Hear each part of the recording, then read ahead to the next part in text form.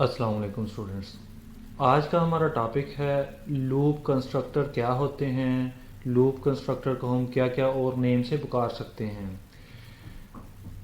तो सबसे पहले हम देखते हैं लूप स्ट्रक्चर जो था वो क्या था। वो एक कंट्रोल स्ट्रक्चर था। तो हमने देखा था कि कंट्रोल स्ट्रक्चर प्रोग्राम जो होते हैं उनमें हम सारे के सारे प्रोग्राम का फ्लो जो था उसको कंट्रोल करते हैं। हमने उसको डिफाइन किया था, a statement use to control the flow of execution in a program is called control structure और कंट्रोल स्ट्रक्चर प्रोग्राम। यानी कि ऐसे प्रोग्राम जिसमें हम सारे के सारे प्रोग्राम का उसका फ्लो जो है, उसकी एग्जीक्यूशन जो है सारे प्रोग्राम की, उसको हम अपनी मर्जी से कंट्रोल कर सकें, हम उसे बोल रहे थे ये हमारा कंट्रोल स्ट्रक्चर प्रोग्राम है। तो उसकी हमने टाइप्स देखी थी कि उसकी 3 टाइप्स थी। सीक्वेंस कंट्रोल स्ट्रक्चर था जिसमें हम सिंपली कोई कंडीशन फॉलो नहीं कर रहे थे, हम सारी की सारी स्टेटमेंट प्रिंट एफ स्टेटमेंट की सूरत में या स्कैन एफ स्टेटमेंट की सूरत में सीक्वेंस वाइज हम एक के बाद दूसरी स्टेटमेंट लिख रहे थे। उसके बाद हमने देखा सिलेक्शन कंट्रोल स्ट्रक्चर क्या था। सिलेक्शन कंट्रोल स्ट्रक्चर में हमने 2-3 चीज़ें देखी। इफ एल्स कंडीशन देखी, नेस्टेड इफ एल्स देखी, इफ एल्स इफ देखी और स्विच केस देखा। अब इन सब में क्या था, हम एक कंडीशन चेक कर रहे थे, उस कंडीशन के अगेंस्ट अगर हम हमारी कंडीशन जो थी वो फुलफिल कर रही थी, वो कंडीशन से वेरिएबल की वैल्यू मैच कर रही थी, तो उस सूरत में हमने उसको आउट करा दिया जो भी हम प्रिंट करवाना चाह रहे थे। प्रिंट एफ की सूरत में जो स्टेटमेंट हम शो करवाना चाह रहे थे कंसोल स्क्रीन पे। उसके बाद एंड पे है repetition control structure. Repetition control structure क्या होता है? रिपीटिशन कंट्रोल स्ट्रक्चर में हम उसी तरह जिस तरह हम इफ एल्स की सूरत में या वाइल बोल रहा हूँ सॉरी, या हम स्विच की सूरत में हम कंडीशन चेक कर रहे थे, तो उस सूरत में हम एक कंडीशन के अगेंस्ट एक ही वैल्यू प्रिंट करवा रहे थे। अब रिपीटिशन की सूरत में क्या होगा, रिपीटिशन लूप या आइटरेटिव स्ट्रक्चर या हम इसे रिपीटेटिव स्ट्रक्चर भी बोलते हैं। तो इस सूरत में क्या होगा, इस सूरत में हम उसी तरह कंडीशन चेक करेंगे। अगर तो कंडीशन ट्रू होगी तो उस सूरत में हम एक ही चीज को बार बार प्रिंट करवाना चाह रहे हैं, तो कंडीशन के अगेंस्ट हम उसका इंक्रीमेंट या डिक्रीमेंट ऑपरेटर जो है वो साथ में उसी वेरिएबल के साथ लगा देंगे। अब इसकी जो एग्जाम्पल डेफिनेशन है प्रॉपर वो क्या है, अ स्टेटमेंट और set of statement that is executed repeatedly is known as loop. या हम कह रहे हैं जी repetition structure execute a statement और set of statement repeatedly for specific number of time. यानी कि हमने उसको कंट्रोल कर लिया है, क्योंकि ये भी क्या है, कंट्रोल स्ट्रक्चर प्रोग्राम का हिस्सा है, हमने उसको भी कंट्रोल कर लिया है। जितनी हमने प्रिंट करवानी है वैल्यूज, उस सूरत में हम क्या करेंगे, उस लूप को हम कंडीशन लगा के इंक्रीमेंट या डिक्रीमेंट की सूरत में कंट्रोल कर लेंगे। अब लूप की 3 टाइप्स होती हैं। सबसे पहली टाइप इसकी है वाइल लूप, दूसरी है डू वाइल लूप और तीसरी है फॉर लूप। अब वाइल लूप क्या होगी, वाइल लूप में हम फ्लो चार्ट के जरिए देखते हैं कि वाइल लूप कैसे काम करेगी। कोई भी वेरिएबल आपने डिक्लेयर करवाया और इनिशियलाइज करवा दिया, उसके बाद वाइल कंडीशन आएगी। वाइल कंडीशन में आप कंडीशन चेक करेंगे, अगर तो कंडीशन ट्रू होगी तो वाइल की बॉडी में जो कंपाइलर है उसको ले जाएगा। अब कंपाइलर रीड करेगा कि वाइल की बॉडी में जो स्टेटमेंट है उसके अगेंस्ट वो वैसा ही ऑपरेशन परफॉर्म करेगा।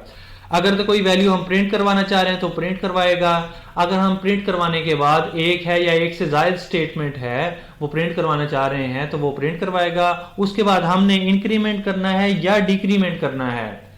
अब या तो इंक्रीमेंट होगा या डिक्रीमेंट होगा। डिक्रीमेंट या इंक्रीमेंट होने के बाद जो भी हमारे पास वैल्यू आएगी उस वेरिएबल की, वो दोबारा से वाइल कंडीशन की स्टेटमेंट में जाएगी।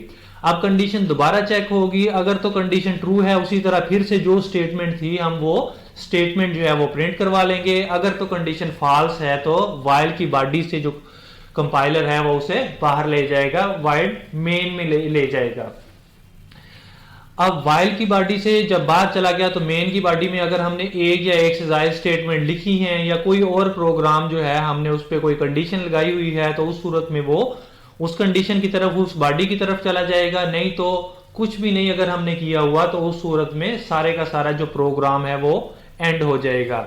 अब इसका सिंटैक्स देखते हैं। जो वाइल लूप है उसमें हम किसी भी वेरिएबल को डिक्लेयर कैसे करवाते हैं, इनिशियलाइज कैसे करवाते हैं, और उसकी कंडीशन किस जगह पे लगाते हैं, इंक्रीमेंट और डिक्रीमेंट ऑपरेटर जो होगा जिसकी मदद से हम बार बार वाइल कंडीशन चेक कर रहे होंगे, वो हम कहाँ पे यूज करेंगे। तो सबसे पहले मैंने वाइड मेन जो है, मेन बॉडी जो है किसी भी फंक्शन की, किसी प्रोग्राम की, वो शो करवाई है मेन फंक्शन से।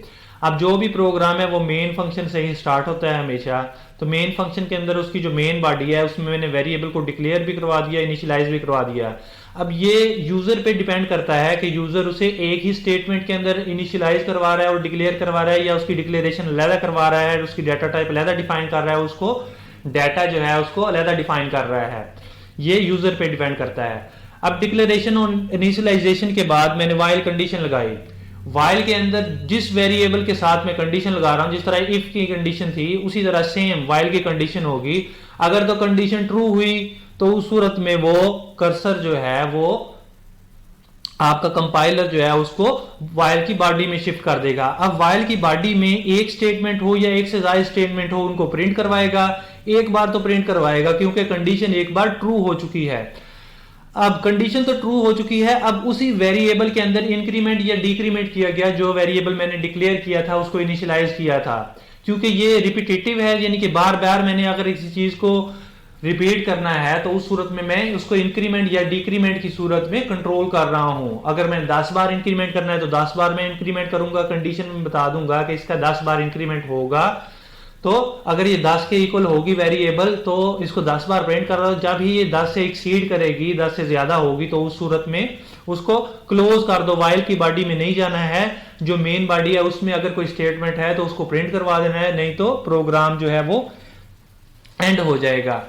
अब स्टेटमेंट जो एक थी वो तो प्रिंट हो चुकी है, उसके बाद इंक्रीमेंट है या डिक्रीमेंट है, ये डिपेंड करता है कि हम किस किस्म का फंक्शन जो है वो परफॉर्म करना चाह रहे हैं। अगर इंक्रीमेंट होगा तो इंक्रीमेंट होने के बाद वही वेरिएबल क्या है, वाइल की कंडीशन जो होगी वो दोबारा चेक होगी इंक्रीमेंट होने के बाद।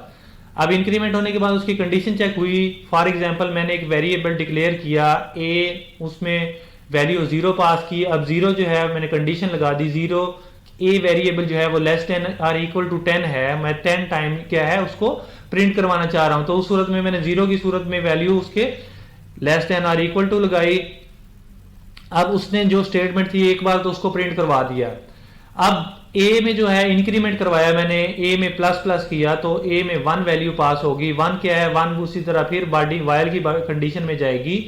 कंडीशन में जाके उसने वाइल की कंडीशन चेक की कि जो 1 है वो 10 से लेस देन है और इक्वल टू है। अब 1 जो था वो 10 से लेस देन था, अब 10 से लेस देन था तो उसी तरह उसने फिर दोबारा स्टेटमेंट ट्रू हो गई, वाइल की बॉडी में आ गया। अब वाइल की बॉडी में आने के बाद वो स्टेटमेंट जो थी वो प्रिंट हो गई। इसी तरह जितनी भी मैंने इंक्रीमेंट या डिक्रीमेंट किए हैं वो बार बार इंक्रीमेंट डिक्रीमेंट होंगे और सारी की सारी कंडीशन ट्रू होने की सूरत में बार बार वो बॉडी में आएगा और बॉडी में जो स्टेटमेंट होंगी उनको प्रिंट करवा देगा। अब ये तो था इसका सिंटैक्स। तो इसको हम प्रैक्टिकली कंपाइलर पे रन करके देखते हैं कि क्या वाकई ही सिंटैक्स इसी तरह लिखा जाता है और जो प्रोग्राम होगा वो इसी तरह वर्किंग भी करेगा या नहीं वर्क कर रहा होगा।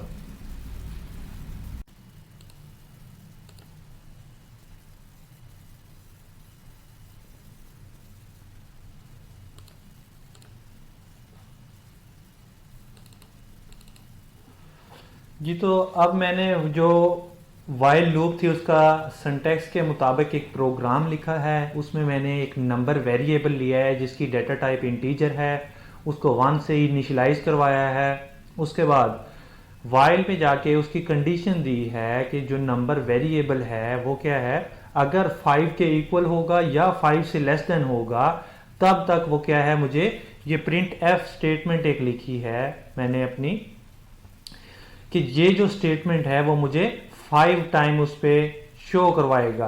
अब स्टेटमेंट के एंड पे मैंने एक \n यूज किया है क्योंकि स्टेटमेंट मैं शो करवाना चाह रहा हूं कि स्टेटमेंट वाकई ही 5 टाइम वो शो करवाएगा या नहीं। तो हर स्टेटमेंट के बाद जो नई स्टेटमेंट है लूप के अंदर होगी वो मुझे नई लाइन पे शो हो, इसलिए मैंने \n यूज किया है।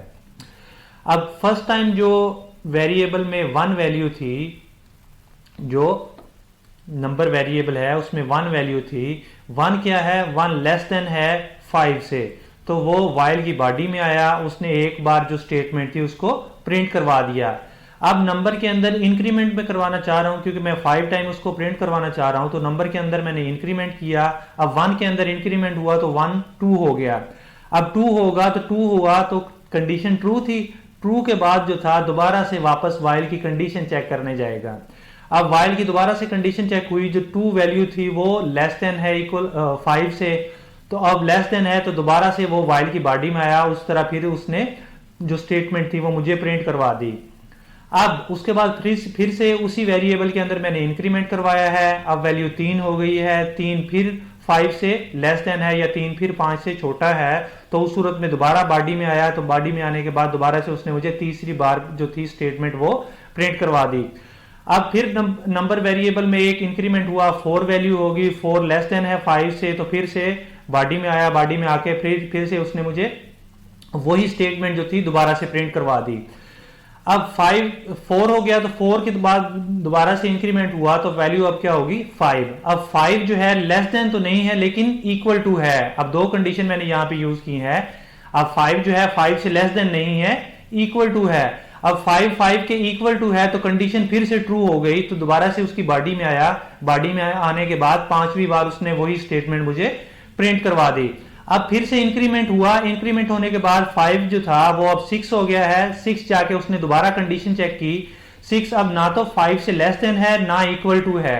अब कंडीशन फॉल्स हो गई, अब वो बॉडी में नहीं जा रहा, वाइल की स्टेटमेंट से बाहर जो है मेन बॉडी उसमें जा रहा है। अब उस बॉडी में मैंने एक और प्रिंट एफ स्टेटमेंट यूज की है कि मैंने जो स्टेटमेंट प्रिंट करवाना चाह रहा था वो 5 बार जो है वो रिपीटेडली आइटरेटिव जो है वो प्रिंट हो चुकी है। अब वही मैंने एक स्टेटमेंट यूज की है और स्टेटमेंट के बाद मैंने गेट सेट फंक्शन यूज किया है। जब भी मैं कीबोर्ड से एक करैक्टर प्रेस करूंगा तो दोबारा से ये प्रोग्राम की तरफ वापस आ जाएगा। तो इसको रन करके देखते हैं कि वाकई जो मैंने वाइल लूप यूज की है उसका सिंटैक्स जो लिखा है उसके मुताबिक प्रोग्राम राइट किया है, उसके मुताबिक ये सारे का सारा जो स्टेटमेंट है वो सारी स्टेटमेंट 5 बार मुझे प्रिंट होगी या नहीं प्रिंट होगी। तो अब मेरे पास जो स्टेटमेंट थी वो पहली स्टेटमेंट वो सारी की सारी वाइल की बॉडी वाली 5 बार प्रिंट हो चुकी है।